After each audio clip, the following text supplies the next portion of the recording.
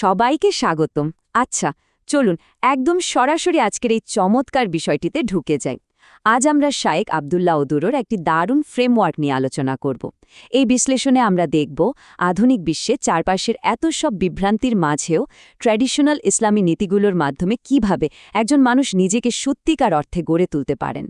শুরুতেই একটা প্রশ্ন ছুড়ে দিই, আজকের এই প্রচণ্ড কালচারাল আর ইকোনমিক প্রেশারের যুগে আধুনিক পুরুষত্ব বা মডার্ন ম্যাসকিউলিনিটি বলতে আসলে কি বোঝায়? এটা কিন্তু এখন বিশাল একটা প্রশ্ন। সমাজের প্রত্যাশাগুলো এখন এতটাই জটিল হয়ে গেছে যে পুরুষদের সঠিক ভূমিকা ঠিক কী হওয়া উচিত সেটা বুঝতে গিয়ে অনেকে রীতিমতো খেই হারিয়ে ফেলছেন।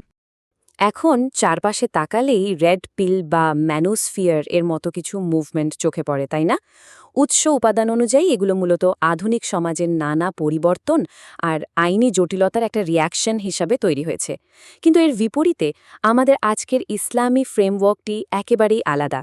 এটি কোনো সাময়িক বা প্রতিক্রিয়াশীল সমাধান দেয় না, বরং ভেতর থেকে নিজেকে সুগঠিত করার জন্য এমন কিছু আধ্যাত্মিক এবং তাত্ত্বিক সমাধান দেয় যা সত্যিই অসাধারণ। আজকের এই বিশ্লেষণে আমরা মূলত 5টি ধাপে এগোব।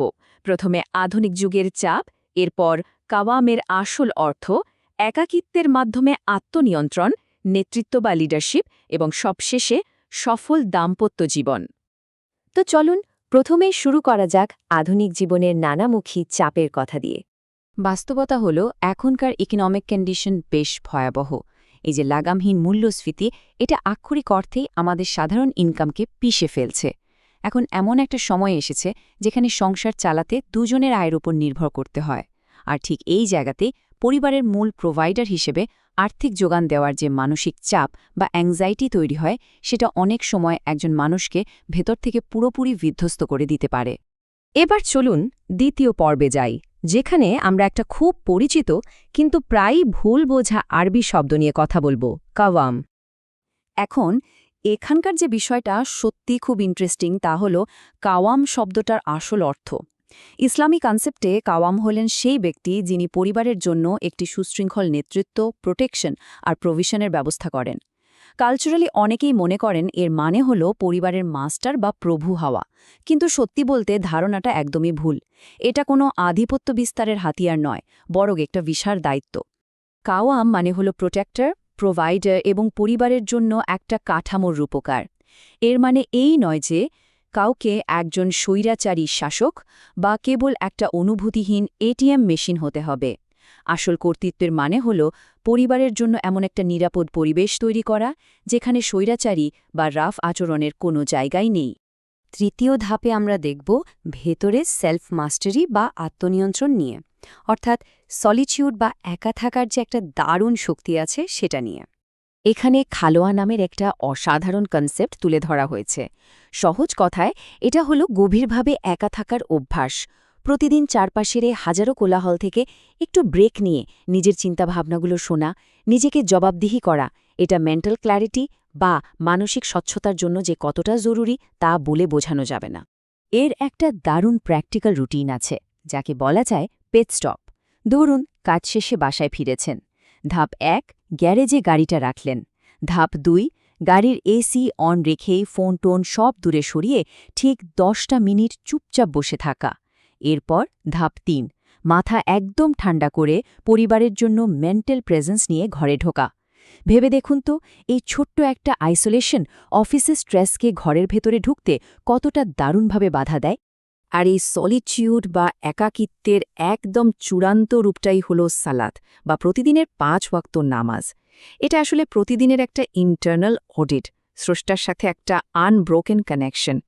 এই উৎসটি আমাদের খুব সুন্দরভাবে মনে করিয়ে দেয় যে প্রতিদিন সকালে পাখির ডাক শোনা কিংবা গরমের দিনে একটা এসি রুমে ঢুকতে পারার মতো ছোট ছোট আনন্দের মাঝেও যে আমরা কৃতজ্ঞতা খুঁজে পেতে পারি, তার একটা চমৎকার মাধ্যম হল এই সালাত। সুতরাং এখানকার সবচেয়ে ক্রুশিয়াল পয়েন্টটা হল এই চমৎকার উক্তিটি, পুরুষরা যদি তাদের নিজেদের ভেতরের মানুষটিকে নিয়ন্ত্রণ করতে শেখে, তবেই পৃথিবী আরও সুন্দর একটি জায়গা হয়ে উঠবে। পুরো আলোচনার মূল থিসিসটাই কিন্তু এখানে, সমাজে যে কোনো পজিটিভ পরিবর্তন আনতে চাইলে সবার আগে দরকার নিজের কাছে এই চরম জবাবদিহিতা। এখন চলুন দেখি এই সেলফ মাস্টারি কিভাবে প্র্যাকটিক্যাল লিডারশিপ আর ইমোশনাল কন্ট্রোলের রূপ নেয়। আসল লিডারশিপ মানে শুধু মুখে বড় বড় নীতিবাক্য শোনানো নয়, বরং নিজে সেটা প্র্যাকটিস করা। রাগকে শুধু জোর করে চেপে রাখা নয়, বরং সেটাকে যৌক্তিকভাবে কন্ট্রোল করতে শেখা। পরিবারের ওপর পজিটিভ ইনফ্লুয়েন্সটা আসে মূলত একজন লিডার নিজের স্বাধীনভাবে কতটা এথিক্যাল প্রিন্সিপাল মেনে চলছেন ঠিক তার ওপর ভিত্তি করে। এখান থেকে একটা দারুণ বাস্তব উদাহরণ দেওয়া যায়। ধরুন কাজের চাপে ফ্রাস্ট্রেটেড হয়ে কেউ বাসায় এসে সামান্য একটা প্রশ্নে রেগে ব্লাস্ট করলো। এটা তো নেগেটিভ, তাই না?